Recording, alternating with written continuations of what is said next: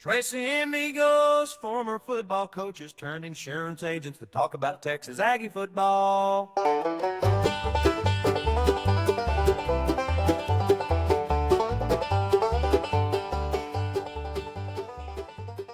right, welcome to Trace Amigos, episode number 11. This is probably the toughest one for us three this year. Coming off a tough loss at South Carolina. I think we all kind of had in our back of our minds, coming off a big win against LSU, going on the road, night game. We kind of all talked about how tough that situation would be, but we were all hopeful that it would come out differently. Lesson learned, hopefully. Hopefully, lesson learned. I used to tell my kids when I was coaching, you should never look at it as a loss. You're either learning or you're winning. And hopefully you're learning from winning, but sometimes learning takes an L sometimes. But I'm Matt Fulmer, and I'm a Rollo Insurance Associate here in Hallsville, Texas. Been in the insurance game for about 4 going on 5 years. Before that, I was a high school coach for 10 years. And I'll be honest with you, watching this game, I kind of feel like A&M was an insurance agent kind of in the last 2 years, where you work really hard to put yourself in a good spot to do well, and then South Carolina was the underwriter who could just absolutely beat the brakes off of your ideas and how you thought you could be successful. So.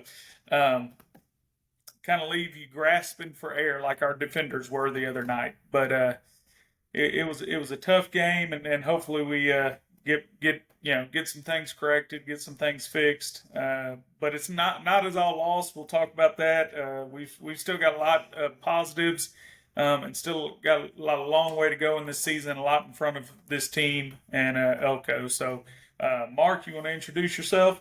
Yeah, my name's Mark Brown. I coached high school football for 20 years, and now I'm in the insurance game. And so, you look at this game, and here's the way life works. Bad things happen, man. They just happen. In life, bad things happen. We can't control the weather and things like that, but we try to help people protect their assets so that when bad things happen, you have some help. You have the whole word insurance on that. And I will just say this. We talked about going into the South Carolina game. I made the point that just watching our coaching staff go to work, that I felt like we were in good hands, and Elko and that coaching staff that's our insurance. And I really still believe that. I still think that this team is in good hands. Yeah, it's a tough loss. And I think Elko kind of mentioned it throughout the week that we had been, Matt, learning from winning. And you know as well as I do, when you're young and you're a young athlete, sometimes you don't learn as much when you win that you could have. It's very hard as a coach to throw on the film, and you're throwing on the LSU film, and there was probably tons of stuff that they were like, look, we got to do this better, we got to do this better. And like, man, we beat them fools. Like, we're good. Yeah. And I think that a little bit of that set in, and none of that came out of this game. There was none of this, oh, it's all good. They're having to have a lot of perspective about where they are, and they were exposed on some things that were already there. Nothing that we saw, in my mind, other than maybe the O-line, but I think that's because of injuries, nothing else that we saw on defense was anything new. There had been missed tackles, there had been penalties, all of the things that we saw, some scheme issues on the edge, the back out stuff, not getting to the quarterback, just almost getting to the quarterback. All of those things have been a year-long thing. It just worked out for us, against different opponents. We just walked into a tough situation, a team that had 2 weeks to get ready for all of those things, and they exposed it. But I think that this coaching staff is our insurance. You hear the right things from the players. They're going to start getting some of this stuff fixed. And the good news is the schedule. We're not going back to South Carolina. So, well, that's, and I know. So sports, we're all former coaches, and I think what we all love about sports is it's life lessons, right? Like, you hope kids walk away with life lessons. And I think, and I see this in our society a lot. Parents try to keep their kids from facing adversity, but really adversity is when you learn the most, right? So if you look back in your life, whether personal, professional, relationship with your spouse, whatever, when you learn the most is when you had the most difficulty. That's when you truly see the most growth personally, professionally, whatever. And so I hate to say it, but sometimes, something like this can be a good wake up call. And who knows, we bounce back and win the next three, and nobody's talking about this. So, I think you're right. Seth, you want to introduce yourself, boss? Yes, sir. My name is Seth Drennan, high school football coach, various East Texas schools, demographics, locations for 16 years. And yeah, it was one of those things where, I've been a part of a lot of games like this at the places I was at where you walk into a bit of a buzz saw. Even though, I mean, on paper, uh, you think, oh, A&M and South Carolina, like physically, they're very evenly matched, but that's not how the game played out. And anyway, yeah, and I'll echo what Mark and Matt have said. Like that's kind of how I got into insurance in July, so I feel like I've been in the South Carolina game for 15 months. Anyway, so that's all I've known was this crazy market, and so it's like, hey, you just learn how to thrive in a hornet's nest as much as you can.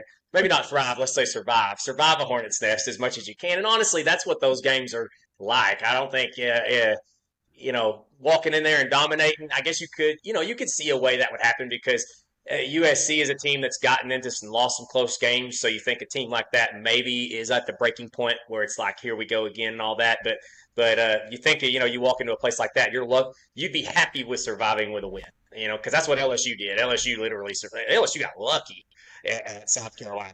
They didn't really just survive; they had some divine intervention, so to speak, uh, in the form of Sellers getting hurt and a penalty. If you go back and watch that game, I remember watching it. It was early in the football season too, and it's very easy to see this South Carolina team could have been coming into this game at 7-1 with kind of an inexplicable beatdown from Ole Miss. But that's this team's good. I mean, they are what they are. I think I underrated them until I started watching film, and I was like, oh my goodness, we're in trouble here. Uh, anyway, so yeah, that's but I will have to say that this was a buzzsaw game. Um, but we are sitting in November, and we are controlling our own destiny to go to the conference championship game. And the only other time I can remember being in November in that situation is of maybe Johnny with 2012. I think if we had won out, and won against LSU, would have gone to the conference championship game. But even 2020, when we had that really good season, we were sitting here we were needing Alabama to lose. Even with our one loss team, Alabama was running roughshod over the rest of the conference, and needing them to lose was a pretty tall task. We're still in a situation where we don't need anybody to lose. Like we win, we're in, and that's pretty awesome space to be in year one.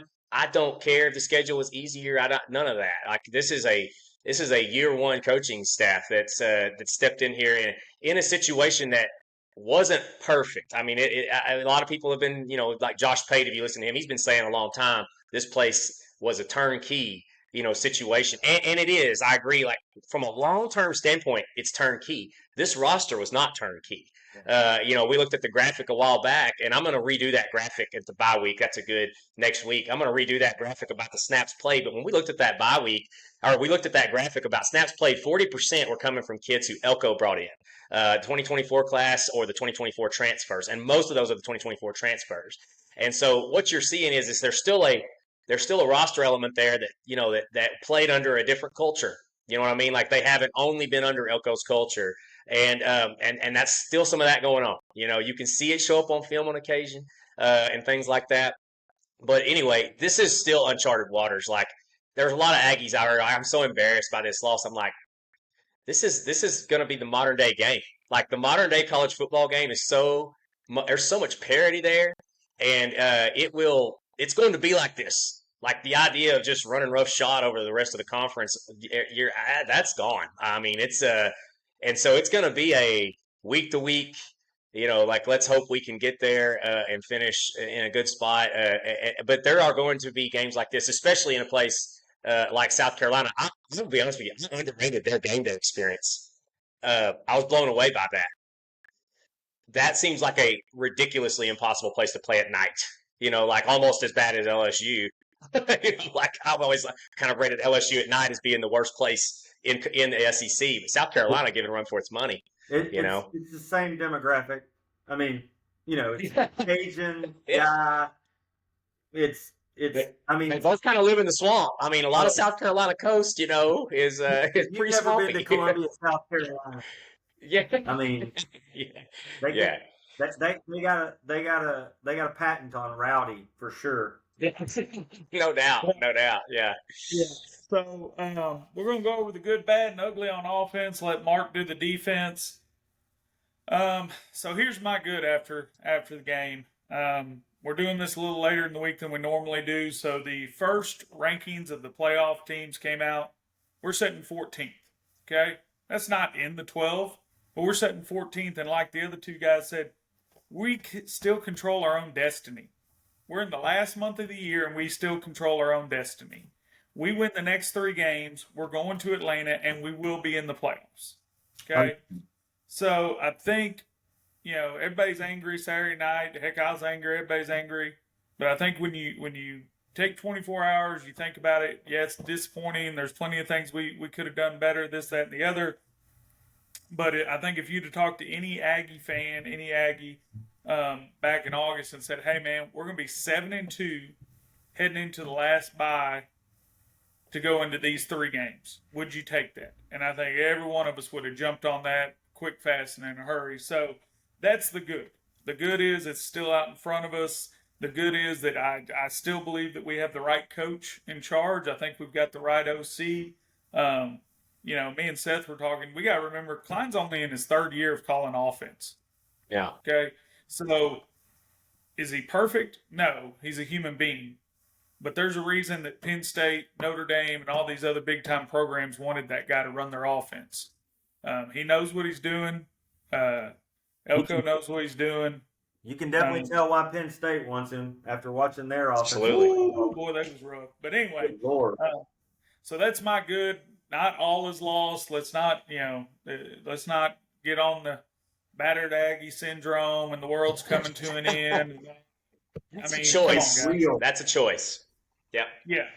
We're 7-2. We're not undefeated. But last time I checked, there's only a few that are undefeated, and I'll be honest with you, watching them, they're not unbeatable either. They just haven't run into a team. We're in the SEC. We run into teams with NFL talent every stinking week. So, That's right. Keep your heads up. Let trust in Elko, trust in Klein, and let's keep moving forward. So, Seth, what's your good of the week? I have one game specific good, but kind of the overarch talk about like what you just said. Like, to me, one of the downsides of a game like this happening is a lot of us Aggies, we wear that battered Aggie syndrome like it's a warm blanket. It's almost like, yes, it finally happened, and I can be mad again, and I can talk about how we're embarrassing, and man, that's got to be changed. Like to me, that mentality, it permeates. Yes, it may permeate the lower level fans who we don't have much of an outcome on the game, but I think that has permeated our athletic department for a while too, where it's like, we're gonna, we're as long as we just give Texas a good run, that's a successful season. And I think that what we're dealing with is like this, and Elko's trying to separate this whole idea. You keep hearing him talking about like play to the standard, the process, the faceless opponent stuff, meaning that he ain't talking about other people. It's just about A&M. Like, what can A&M do to be the heck with Texas, the heck with South Carolina, LSU, all those. It's what can we do? And honestly, the good with the bad, it's Elko or Klein. Elko, this is his 3rd year as a head coach, and Klein's 3rd year calling plays. Wiggins, who kind of was brought in to help with the passing game, bring some of those Alabama RPOs and some of that max protect deep. This is his first. I don't know how much input he had there. You know what I mean? He was more just a receivers coach, so this is his first time. So, I mean, but this is one of the things I've seen is that this coaching staff they're not stubborn. You know what I mean? Like, so kind of use the term, they're a slave to the win, which means whatever it takes to win, even if it's controversial, even if the crowd don't like, whatever. Like the decision to bring in Marcel, I know the crowd's like, that's the decision that a lot of more traditional coaches would be like, we're not doing that. Like, we're not going to we were going to roll with this guy because that's who we chose. And because they're thinking long term, like if I bring in Marcel and he blows this thing up and wins, or if he blows it up and loses, we're looking at a double negative now versus just kind of getting in a shell and staying where we with. Like, to me, these guys, they don't care whatever it takes to win the game, and I think that mentality has helped us win a couple of games that we shouldn't have, or we wouldn't have in the previous years, so to speak. So good with the bad is one of the reasons we got here 7-1, or got to that one loss spot in South Carolina, is that this staff is the way they are, but it also kind of is, they're young. I mean, even Elko's young. He's not young, but he's young in his head coaching experience. This guy's not a 16-year, vet. And so, but my good from the game was what I saw out of Marcel in the passing game. I know we had some issues in the run game, but like, I thought it was the right decision, and I've been a guy who thought Connor gave us more in the passing game, and I've always said if Marcel can make that leap in the passing game, he's the man. Like, there's no question. The biggest thing holding him back early, and when I watched film, was his ability to progress, find the right receiver. This dude, if you just queue up the passing game and watch it, he operated it. Like, he operated it well, and I thought it was a good decision because his legs allowed him to not, like, those edge rushers are legit. Those are the best two we've seen all year, in my opinion, and probably won't see another. Even against Texas, we won't see a edge rush like that. And his legs gave our passing game life because our receivers and those guys are NFL caliber edge rushers. I mean, I think they're both going to be NFL players, and his legs are what made the passing game work. His ability, his quick twitch, not to just scramble like Johnny. We're talking within the passing game. Step up into the pocket, release, escape one of the A or B gaps to give. And this is an indictment on our receiver room, but our receivers and tight ends, they take a long time to get open sometimes. It's just, this is the hand we've been dealt this year.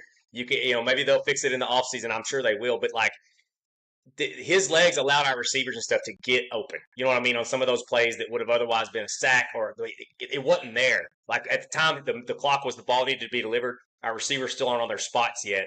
And so his legs allow that passing game to kind of, and Jabri Barber, like, he's the only, like, I look back and I hate to be like a roster guy, but just let's be objective about it. If you look at the LSU receiving core, wide receivers and tight ends, and up against ours, I think Jabri's the only one who would play for them. Really, I think everybody else, like every other guy for LSU, would play in spot, including both tight ends. And I love our guy tight ends; they play their butts off. But like, as far as like raw, like I'm going to get open, I'm a matchup problem. No, they're not that. They're not that. They block their tails off and they play hard and they do their best. But like that's the issue. So Jabri and Marcel in the passing game, I thought, was the best, was the good for sure. So Okay. Well, my bad. And I hate to do this because I bragged on how physical we played against LSU and how we just whipped them up front. But it was role reversal Saturday night. You go back and watch, and those defensive linemen are coming off and they are firing those hands, and you see those shoulders of that offensive lineman come back. And, I think our O-line coach has done a fabulous job. I think our O-line's coming a long, long way. But that's the first game this year that I felt like we just got physically whipped up front. And and you can see it in the stats. I mean, we're averaging 215 yards a game running the ball. They held us to 140. We give up usually 1 sack a game. We gave up 3. We average usually over 5 yards a carry. We were getting barely over 3 yards a carry. So they just, credit to them. I mean, they played physical. I know Christian's going to be listening, so credit to South Carolina. I know that. I know that German wants to hear that. So, but as we talked about earlier, this is also a time, we've all been in these meetings, these film room meetings for position. You don't want to be that offensive lineman in that film room because you're going to get called out and you're going to get singled out. But it's all about how you respond to it. If our guys will take the coaching, which they have this year, I fully believe they will continue to take the coaching. But if they'll take the coaching, they're going to get over the next 2 weeks because, a bye week is always a welcome one unless you lead into it with a loss. And then, you're going to get a lot of film and you're going to get a lot of, hey, That's what you did the other night too. Kind of reminders at practice. So it's going to be an uncomfortable film room, but I think if they take it the right way, they can really grow. So I had a couple other bads. One was, and I know Seth talked about Reed being the right choice, and I think he is, and I think you're right about his legs, and I think the passing game. I agree with all that, but there's still some youth in that kid. I mean, he's a redshirt freshman. He's he's going to be scary good by this time next year. I really believe that. But he's still young, very, very talented, but young. So I got a couple clips here I want to talk about. All right, so just pause it. Yeah. So we get snap here. Stop it right there. Keep going. One more Mississippi, I guess, so you can really see what. So right there, you've got a good pocket. Look at it. It's still a great pocket. Mm-hmm. If he's still here in the pocket, he can see this check down to this tight end here, and it's third down. I don't know if we pick up the first down, but that's going to be a positive play there. You throw it there. Mm-hmm. Hopefully he picks that up, and he's one-on-one trying to pick up the first down with the safety. Hey, can I ask a question? Because you guys always talk about our receivers not getting open, but the last couple of weeks on film, it seems like these dig routes are open. I mean, is that he's dig open. route right in front of him not That wide stick open? route or match, I'm not sure where he came from, is open. There's no doubt. But this is a play, and I think that's just youth, right? It's third down and long. You're in your own end zone. You're on the road. I think he just gets kind of happy feet and thinks, oh, if I don't take off, I'm going to put myself in a bind. But on this particular play, we had a great pocket. If he sits in there, he can have a check down or maybe hits that dig, and we got a chance to pick up the first down. And the other thing is, I don't know why the dig route, he sees Marcel running to him. He should probably just settle, right? Well, he should settle, absolutely, because it's a zone. He hits that pocket, and he needs to sit Right on the there, hatch. settle. Just sit Just right settle there in on the the hatch. place. Yeah. Yeah. No, I agree with you. I saw the same thing, but what I was more focused on is just, like I said, I'm not bashing Reed. I think Seth's right. He's the best option. It's just youth, man. It's just youth with a redshirt freshman quarterback. The other one I was going to talk about was at 10-13. I guess it's clip 2. Yeah. And this one, just stop it right at. They're going to run a stick route here, and he sees it. The play's open, and it's not nearly as clean a pocket as the first one, but it's still.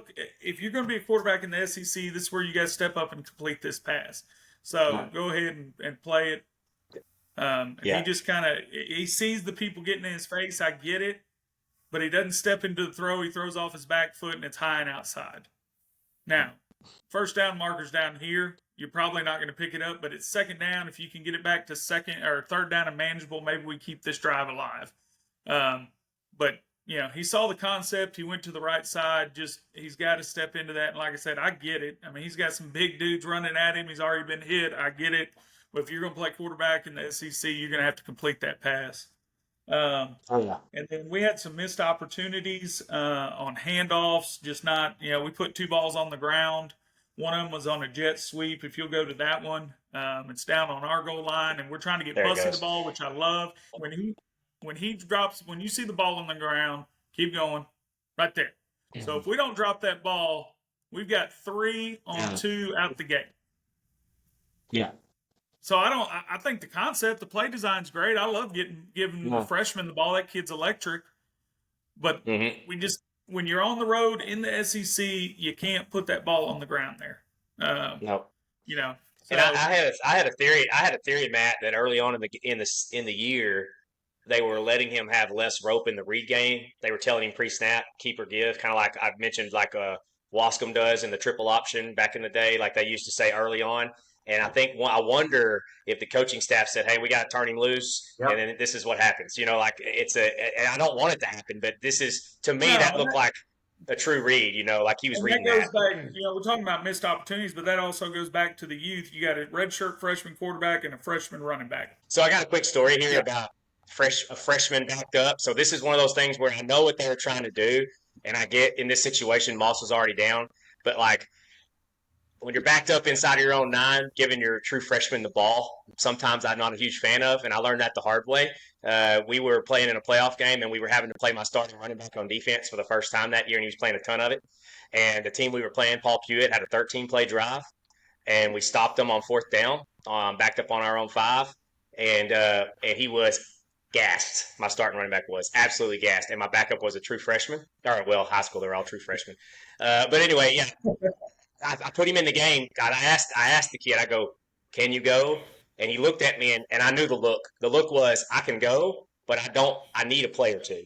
And so I pulled him out, and I put the other kid in. I didn't communicate with the OC that I had the freshman in because everything was a quick change, you know. And then the OC called a buck sweep to the freshman, and he fumbled it and Oh, gave it right back to him. And so dang it, Bobby. I was having football. I hate to make light of this condition, but I was having football PTSD when I saw that happen, and I thought for a second that South Carolina had recovered it. It was like, oh, a true freshman with the ball back on their own 9, you know. So, but I would have. So my thought was, if this was a read, I would rather them in this situation to just take that away. Let's just give it to Bussy. No read, he's getting it, and let him run. You know, for Yeah. better or worse. So Yeah, anyway. but yeah, if you'll go to the next one, clip 4 should be an end zone view. Yeah, and it looks like we're running zone to the right. I don't know. Like you said, Seth, are we letting him read it or what's going on? But here's another situation where we put the ball on the ground. It's not a turnover, but it's a negative play. And It looks like he's you're reading on it the right road. there. Yeah. It's a read. Yeah, it does look like he's Yeah. reading 5 right there. But for whatever reason, it's not a clean exchange. We put the ball on the ground here, and just a negative play that you can't afford to do. I will say this on his reads, where he's, to me, and I don't know how Klein's going to coach it, but his footwork on the reads, he's got to learn to. I mean, we faced a ton of them in my day. The guys that were really good at this, they have an ability to kind of move with that running back with their feet, ride the read, and it gets him in a bind, and that pulls that ball back to the hip of the running back. And if he will clean up his footwork on that read, and keep his eyes there, but move his core a little bit better. Shuffle with the carrier. Yeah, He's been so athletic and able to do that reach. He did it in the LSU. If you look at the LSU, one of the LSU touchdowns, man, his hands are all the way out there, but he's able to get it back. If he'll learn to use his feet better, that'll clean that up. Yeah, Absolutely. No, you're right. Yeah, good point, Mark. And then the last one that I had, and I think our O line. Pause it for a second. I think our O line has gotten a lot better, and but man, Basantis was playing really good at left guard.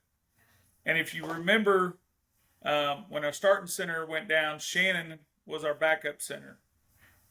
And now we're using Shannon left guard. You know, I'm coaches know what they're doing. I'm not sure what the personnel moves or why that is.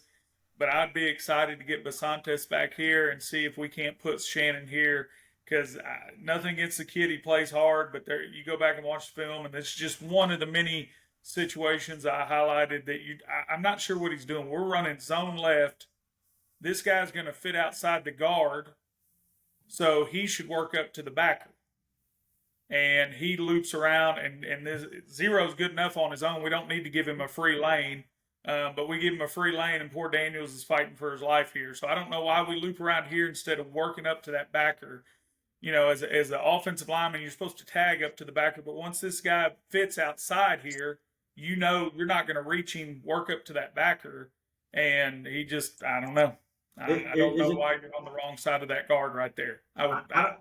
I never worked on the communist side of the football very much, but surely y'all had, the offense has, they account for the Mike linebacker, right? That's going to the NFL someday.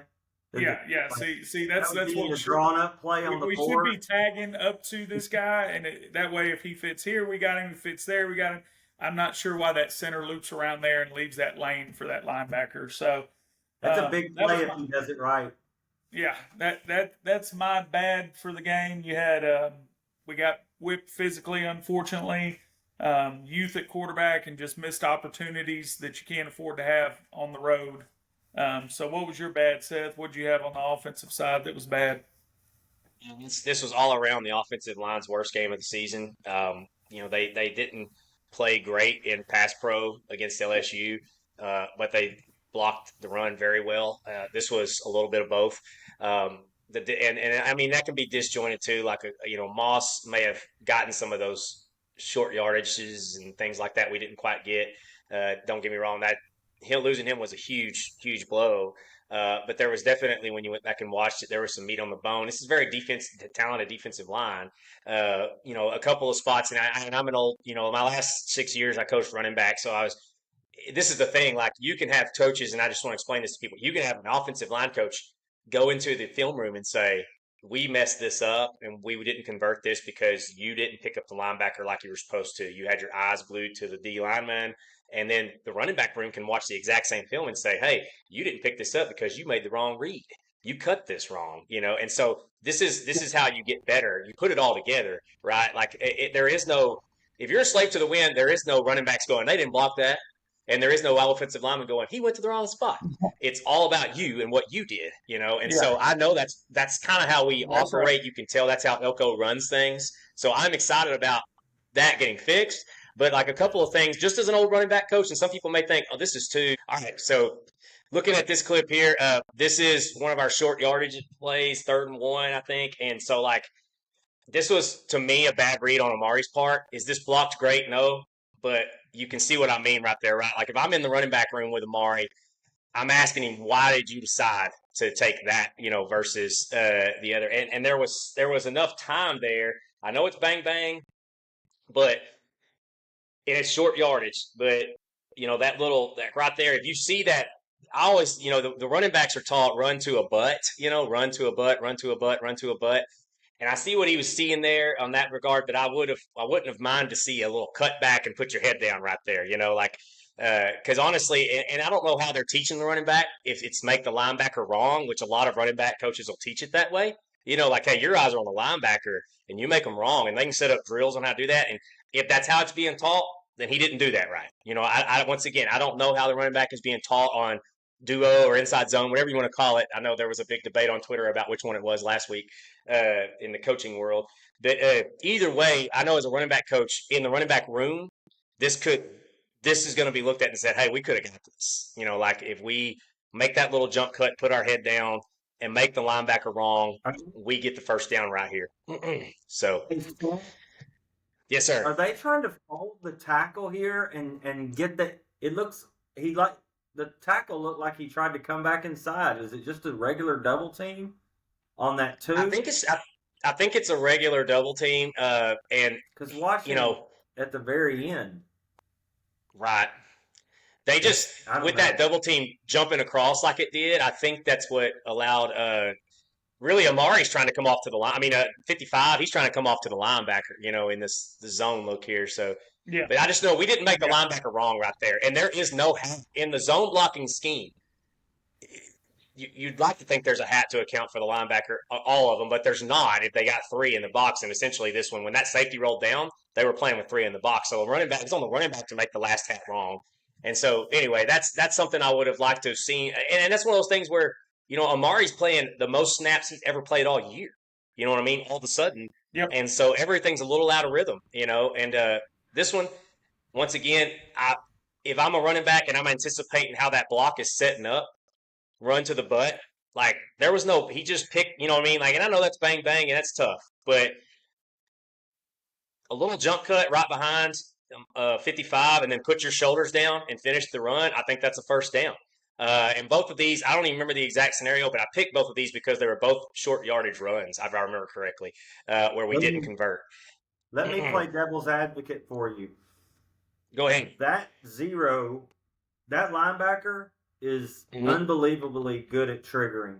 And I think he's getting there faster than they can see it. Oh, I do.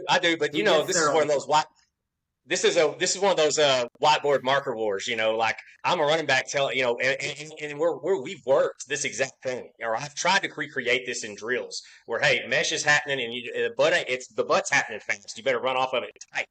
And so, anyway, that's one of those things where, yeah, this is both sides can say like 55.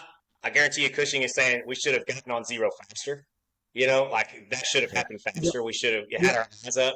Amari, Coach Taylor saying, Amari, there was a chance there for you to run off of our butt. Go ahead. Well, I'm just saying the defensive tackle is going to work to the offensive tackle, and he tries to reach for him. He doesn't need to. That guy's moving away. That's right. As soon as he felt no pressure in return, it's time to move on to the next. What's playing your gap? Because essentially in his own blocking scheme, that came right through 55's gap and Reed Adams' gap, and that was it. So that's his responsibility in his own blocking scheme. So I thought, and I'm not discrediting it. Like, this is an SEC football game, so this is a high level play by zero, but it could have been mitigated with a little bit better reaction out of 55 and Amari. I think both of them. So this is one of those things where once again, and then the last thing I thought was, well, you know what? I'll save this clip for the ugly because I think it kind of plays into my thoughts there as well. So, all right. So my ugly for the week is first. I want to preface by saying I'm a huge Klein fan. I'm a huge Elko fan, and for the most part, I feel like they've done a fabulous job. And you know, I'm sitting here on Wednesday. It's 4 or 5 days after the game. It's easy for me to Monday morning quarterback it. But I didn't like it during the game. Me and Seth were texting the going for it twice on your 35-yard line. I know, you know, if you get it, it looks like the greatest call ever. But we've raved about our punter, and he's been the SEC Special Teams Player of the Week a couple times. And we took that weapon out and put our defense in a bad spot twice. And so we were in a bad spot all night, just so you know. I understand, but that was my ugly for the night. Is I think on both those situations, I don't know if it makes a difference in the win or loss, but I think we should have punted on both those situations, and I think that just I want to take this opportunity to disagree, and I'm a defensive guy, and you know we're the guys that are like run the ball, punt the ball, contrarian here, right? But I worked with Scott Surratt for 10 years, I think, or 9 years or 7 years or whatever it was. And he went for it and did that. I remember the first playoff game I ever had with Coach Surratt. We go up to Mansfield and we're in pregame warmups, and their defensive coordinator for the other team and their head coach are standing kind of right beside me watching our guys. And I heard that their defensive coordinator tell their head coach, he said, "See, I told you they had a freaking punter." They hadn't seen a punter on film because we didn't do it. And the mindset, they hadn't, because we hadn't used one, we hadn't punted. And nice. So the mindset that Scott gave us is, and you learn to embrace it as a defensive coach, and I think that Elko has it, and that's what made him do what he did offensively here is, I don't care where they get the ball. Give them the ball at the freaking one. Our job is to stop it, and we're gonna embrace that. And I remember Scott went for it in the semifinal game one year, and first series, and we looked like dog crap in the whole series, and it's 4th and like 9 or 11, and we go for it at our own 30-yard line. We end up fumbling the football back to the 4-yard line, so they start the game 1st and goal at the 4, and our defense rolled in there and stopped them, and it was a mindset that is built, and I think that's the mindset. And that's part of the I understand your mindset, but I coached down there too, and I don't ever remember us lining up against a D line like South Carolina had Saturday night. True. So, that would have been Waco La Vega after you left. That is true. That I will say that game they did have. That tight end went to Alabama, and I remember some of those fellas. But anyway, to me, this is what, like, if we were Vanderbilt playing Alabama. Yes. Like we just watched happen. Yes. I'm fine with that. 100%. Like, yeah, I get it. You don't think you can stop Alabama's offense on like what's the difference? Because they're so explosive or whoever. If you're playing an offense that can score from anywhere on the field, and you're like, what's the difference between a 75-yard field and a 40-yard field for them? Not much, according to us. And so, like, but we weren't that. And at that point in the game, and everybody can say, well, the final score was 47-20. It wasn't that point yet. Like, that was and I think just based on the body language I saw from Elko, I think, and then it got him off schedule, and I think the team fed off of the panic. You know what I mean? Like, when he decided to do that, it felt like we're panicking already. And it didn't, and while things were definitely, I think Elko knew better, it's just as good as we did how scary this game was and how panicked maybe we should be. I thought the message it sent to the team was a little bit of like, we're panicking here. And on the flip side of this, I mean, like I said, it's easy for us to make this talk when it's Wednesday. Yes. It is. You can easily say, dude, it was half a yard. If we can't get a half a yard, and I get it. I get it. I think get the that one too. we talked about that really drove me the most insane was the quarterback sneak. Yeah, that was I dumb. don't mind the quarterback sneak. Yeah. If you do it quick, No. you get up there, you don't allow them to shift. Let's get it and go. Yeah. But we lined Yeah. up with a 180-pound quarterback. We tried to get him to jump. Then we look over there and we try to say, what are we going to do? And then we're going to go for it at that point. Right. Well, they've done stacked up 1,200 pounds worth of man in front of you. It's Yeah. not ideal. No, it So, was. Anyway, It what was. your It over felt. for the week there, Seth? Yeah, I mean that's the first game I felt like the coaching staff from a kind of they did some panic calls, and I thought that was part of it. Elko, I thought there was some panic calls on offense too, especially the one play I'm going to single out because I'm the biggest Klein fanboy there is, and a lot of people think, well, he just likes Klein no matter what. But and I've been calling for a boot. This is something I've been calling for, but I did not like how we ran the boot, and this was when the ball game was still in reach, and it was on a big drive late. And this was, I'm just going to let it keep replaying. I'll pause and right here and talk about how. So we have seen, this is the fourth quarter. So we have seen many snaps of how South Carolina is playing us in the gun when there is a mesh. And they have not gave Marcel Reed a keep read yet. They have not given him a keep read yet. They want him to hand it to Amari Daniels. They don't want Marcel running the ball. They watched the LSU film, right? So we line up, and it's 1st and 10. We've got to make a good drive going, and this touchdown that ends in this drive, a drive that ends in a touchdown here puts us within 3, and we are in this thing 100%. And he decided to call a boot here, first time in the game. But it was my big problem with this is it was after he had already seen how they were going to play this mesh, and it's a naked boot. And so if we let this thing play out, you'll see they played it exactly like they have all night. They did not chase the running back at all. And now you've got a redshirt freshman quarterback in a real bad spot. Now, does he make a great decision after? No, but usually bad spots are what lead to bad decisions. And so I will blame Klein more for this than I would necessarily Marcel. I don't even know Marcel was trying to throw it out of bounds and just couldn't get it there, because he's back Your foot. statement of situations lead to bad decisions was my youth. Yeah. That was my youth. Yeah, it's my youth. That's right. Situations, and I'd make poor decisions.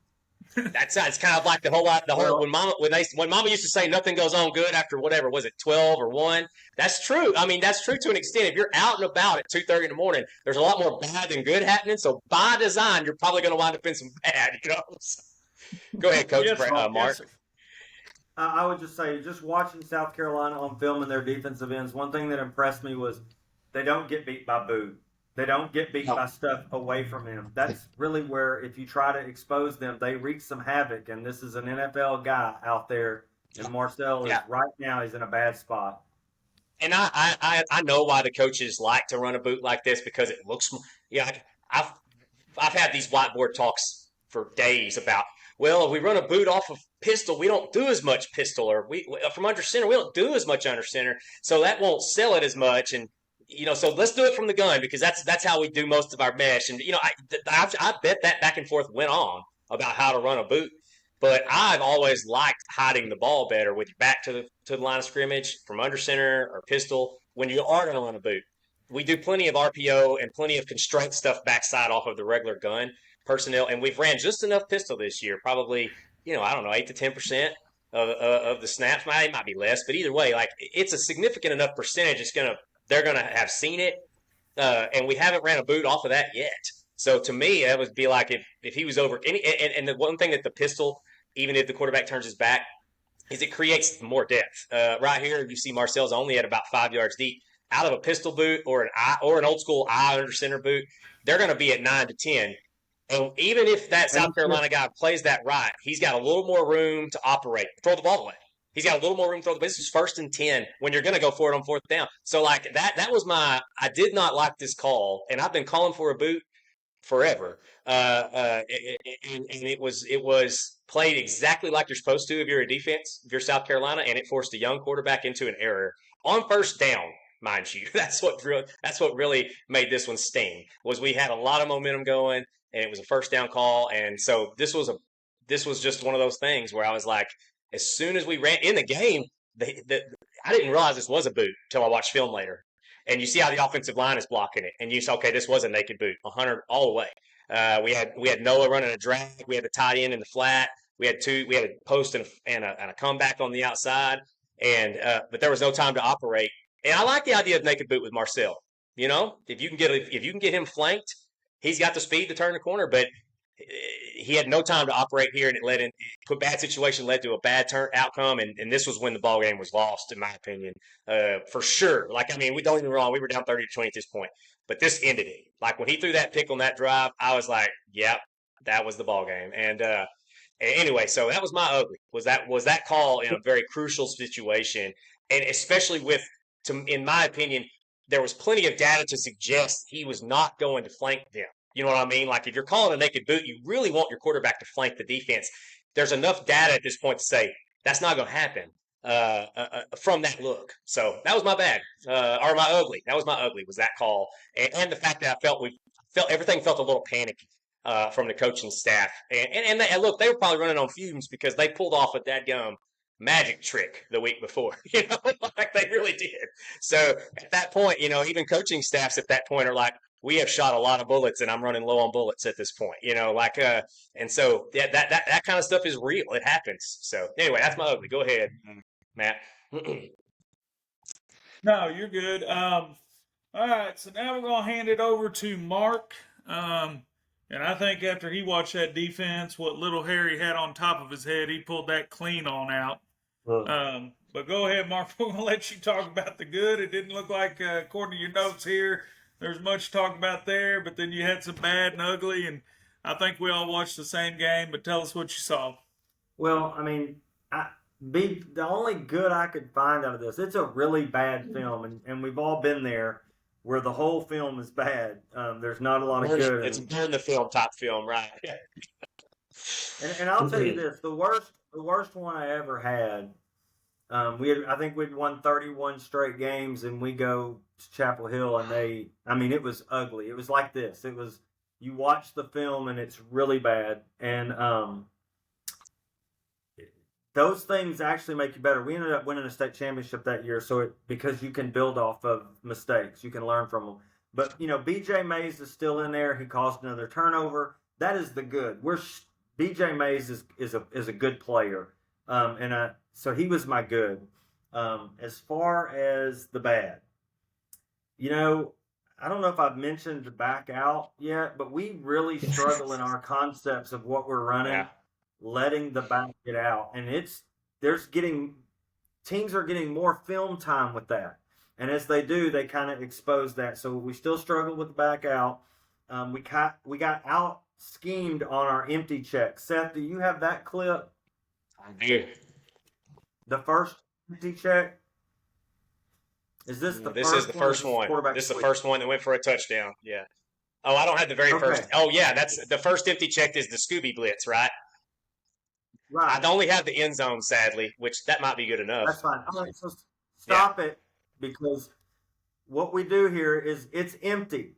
So we're going to bring York off of the edge, and Scooby is going to blitz probably the A gap, I think, here. And that was our thing. We're going to outnumber them on empty and force this young quarterback into a spot. So here we go. We've got an outside blitz coming. We're running stunts, and we're bringing Scooby. They recognize this empty check. We missed the tackle here, which, we put a clinic on tape of how to have missed tackles. So we miss him here, but then their coaches recognize the empty check, and then later on in the game, and now if you'll pull that other clip up,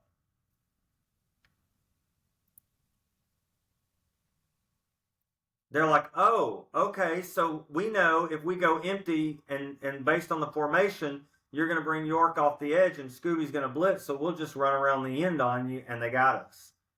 They blocked it up well, and they just got us in our scheme. And so it shows up again on this next one too.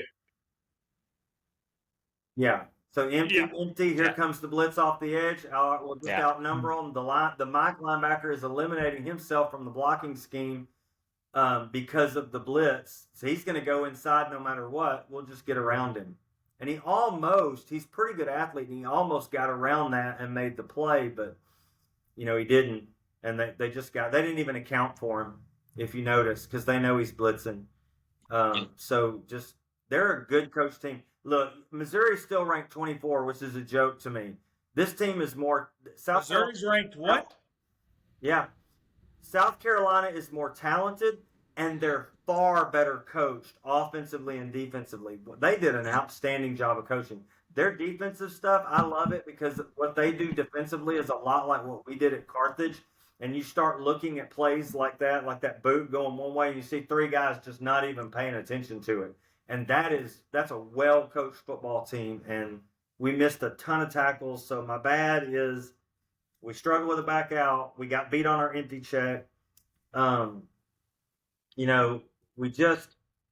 We do a lot of things well, but there's been some things that have been creeping up even in the wins, and missed tackles is one of them.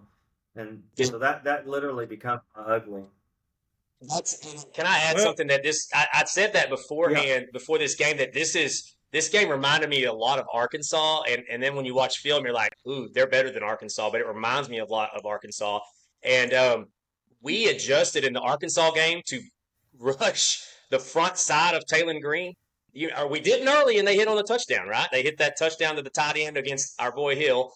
And but we adjusted as the game went on. We were okay with not getting the sack as long as we made him run laterally or backwards and throw the ball, right? Like if you get and that's one thing we never did, in my opinion, in this game, was they never made that. And I think this is just me. I may be thinking too many steps ahead. I feel like that got worse as the game went on because of the panicked nature everything was. Like, oh, I've got to kill Sellers. Like, I've got to get in there and just blow his, knock him off his block and cause a 3rd and 18. Or when a 3rd and 10 will be just fine. 3rd and 10 will be just fine versus a first down. So that's one of the things I saw recurring. I was like, I kept waiting on it to happen too, because in the Arkansas game it did. In the Arkansas game it did, and it never happened in this one. And Sellers is better than Green. I ain't trying to say that Sellers is Green are equal. In my opinion, so. No, I'm with you. Yeah, no, I'm with you. Well, I don't think anybody's gonna argue with what you said there, Mark. But we'll talk about our predictions and how they unfolded, and then we'll close it out and hopefully head into a bye week and then get back on the winning way against Old New Mexico. So, I predicted we were gonna win in a close one. I said it was going to be a close first half, and then we'd kind of pull away the second half. It was a close first half, but unfortunately they pulled away in the second half. So that didn't go well.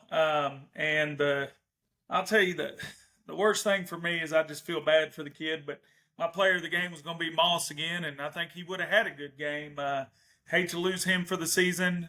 You think back on what could have been. Owens goes down, and if you read all the headlines and everything in the fall camp, Owens was probably really your number one, and Moss was your number two, which can you imagine if you'd had those two healthy together? Good grief. If Owens was going to be better than Moss, I would like to have seen it because Moss was having a heck of a year. But you lose Moss. Hate that for the kid.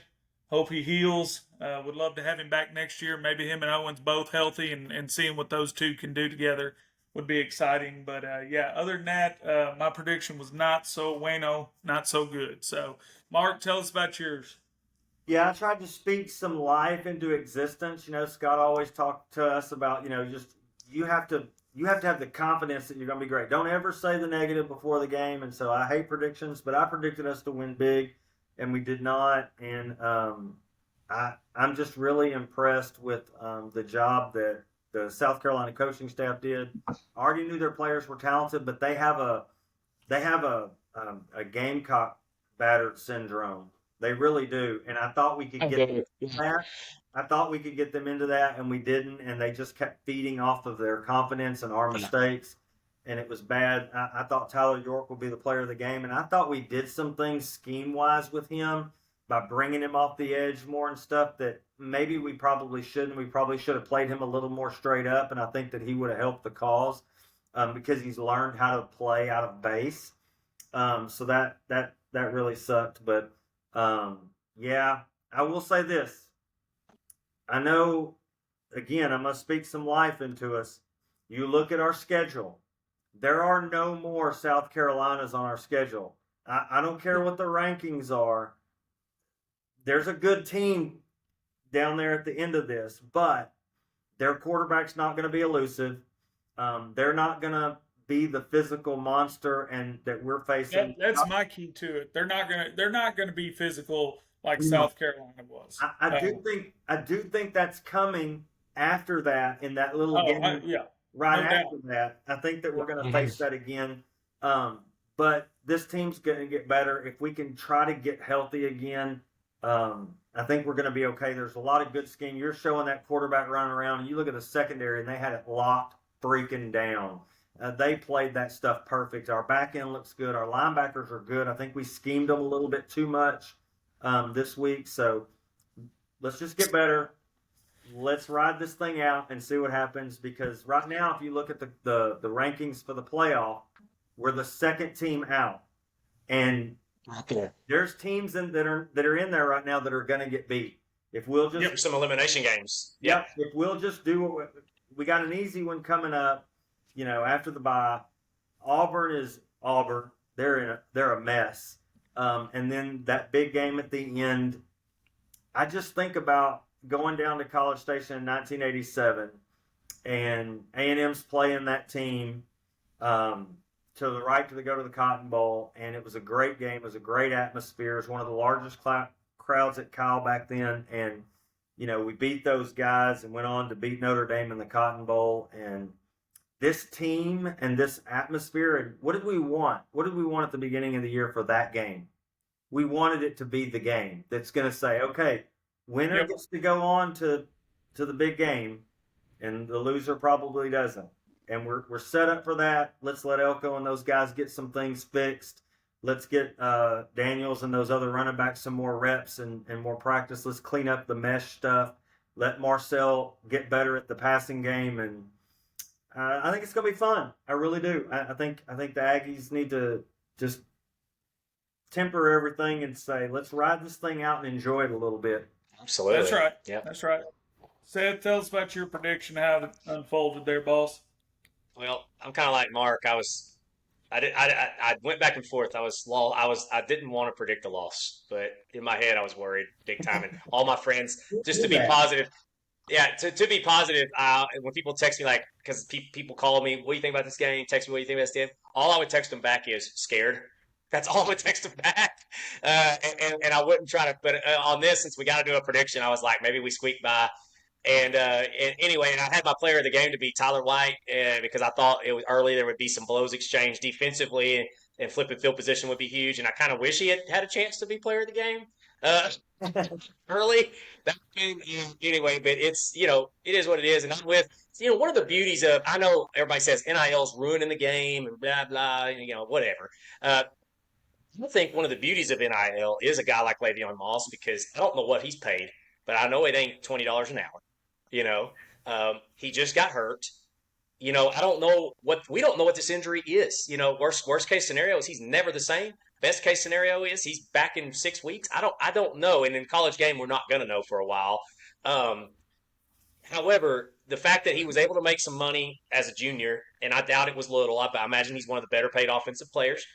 And now if he's able to recover and his NFL prospects have been hurt by this, he can now come back, make money again. Maybe it's not life-changing like set you for life money, but these guys aren't, like I said, they're not making minimum wage either. So that's one of the beauties of NIL. Is a guy like Moss now, his decision is not so, it's not so stark and not so about what to do. Because a lot of these guys in his shoes be like, man, I got a lot of miles on me already. I just had an injury that almost cost me my career. I'm jumping to the NFL, even if I don't get drafted. I got to go shoot my shot. And now he's like, no, I can come back and make some decent money. And also, maybe if I put it all together, I might work my way into being a first day pick, so that is one of the things I think NIL is great for, is the player that's that in between of, like, especially guys like at a running back position where there's a lot of that. I worked in a college program, and one thing I saw back in the day before NIL in a college program, those guys, these players, this is their life. It is very physically demanding. It's very mentally demanding, and a lot of them end up not going to the NFL. and they end up having been there, starving to death. You know, we did. We starved to death. You know, in a college program, and you're beat up. Your body's beat up. You've given everything to your university. Sometimes you're not a champion. You don't get a chance. Yep. I celebrated a 30-year conference championship recently, but most of those teams didn't do that, and they just end up beat up, and they've got to rely on their degree. And a lot of those guys have been super successful with that, but these guys, Moss paid a tough price, you know, and Yeah. like you, Seth, if they can get something out of it, for what they put into it, nobody puts what the players put into a college football program. Nobody. We can all sit here and talk. They pay the ultimate price to do what we get to enjoy watching them do. And I'm with you. I think the NIL is good in that aspect. I wish we could clean up the parameters of it a little, but Sure. Moss deserves. Absolutely. Moss deserves.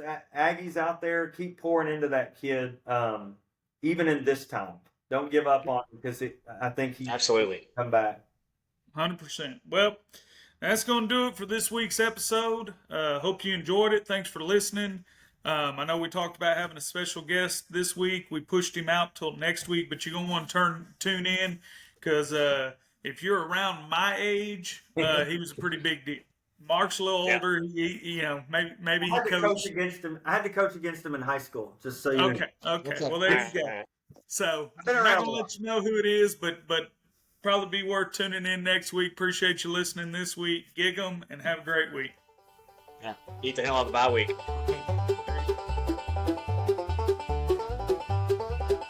Tracy Amigos, former football coaches turned insurance agents, talk about Texas Aggie football.